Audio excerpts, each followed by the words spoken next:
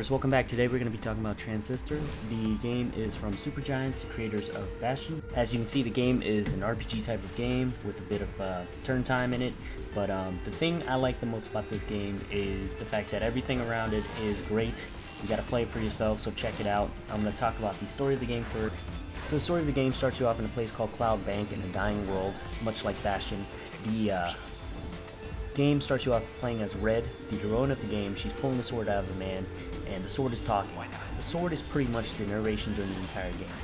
I don't want to spoil anything, so I'm going to tell you the objective is to stop a group called the Camaradas and stop the process. Now, what is all this stuff? How does the story play out? It's all in pieces and pretty vague, so you kind of have to piece it together and use your imagination some part, but it is pretty deep and it's pretty complex, so you have to listen closely to the lore and what's going on in places to understand exactly what the story is in the game and to piece it together a bit. The other thing I'm going to get into about this game is the graphics of the game is phenomenal. Like, the hand-drawn art is great. I love the graphics. I love the hand-drawn art. It's beautiful, detailed. To take advantage of the graphics, you really need to up the resolution on your monitor if you have a better monitor. So 1080 is fine, but if you have an even better monitor, it looks phenomenal. And the other thing I'm going to talk about is the music of the game. The music of the game is phenomenal. You can check it out on Spotify, listen to it for free, or you can buy the soundtrack and support them. They did a great job in the music in this game, and the voice acting is really well done also. The other thing I'm going to talk about is the combat to the game.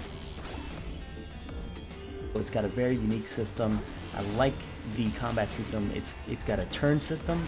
Basically, at certain times when a bar fills up on top of the screen in blue, you get to do a turn.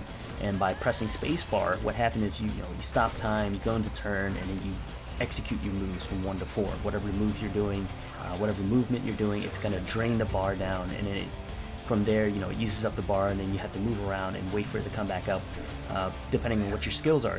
And from there, you can, make real-time moves, hits, or hit spacebar again and do turn. So basically it has a little bit of a mixture of real-time combat with turn-based, where turn-based will nap you the most damage, so you want to think it through and do more tactical turn-based than the real-time moves. But the real-times are used for emergency cases when you really need it. Also keep in mind, when you destroy your enemies, you have to strategically collect their cells. If you don't do so, they're gonna respawn and destroy you or make the fight much harder for you. I like the skill combat in this game a lot for an RPG game. The way the game works is you go to the access node, it automatically saves your game at these points, but you can combine and change out skills whenever you want here to add to a tactical advantage when you go into battle, because it gets harder as the game goes along.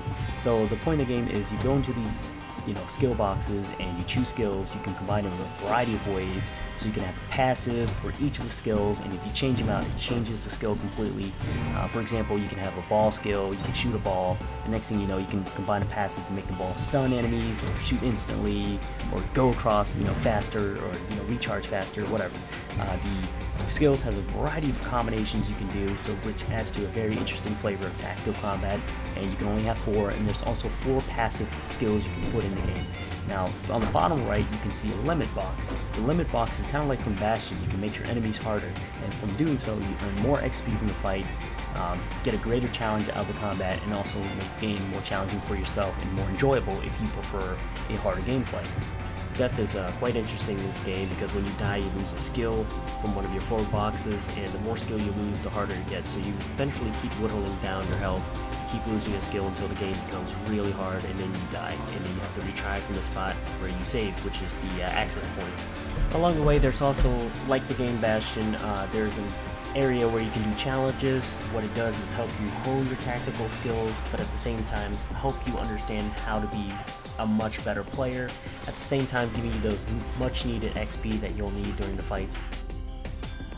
The game does offer a new game plus as a replayability factor. However, it doesn't offer any kind of multiplayer of any sort. There's no scoreboard competition against your friends or whatnot, and there's really no choices in the game where you can change a storyline. It's all aesthetic only, so hopefully they'll expand on more of that if there's a future sequel. My final thoughts about the game is that, especially for an indie title for $20, the game was 6 hours long. It was a great game, great ride. Everything about it was fantastic, phenomenal. I was looking forward to this game. It exceeded my expectations. I got what I expected out of it, and I enjoyed it pretty much. So thank you, Supergiants, and thanks for watching my videos, guys. And remember to game on and keep playing your games and enjoy. Thanks for watching, and subscribe.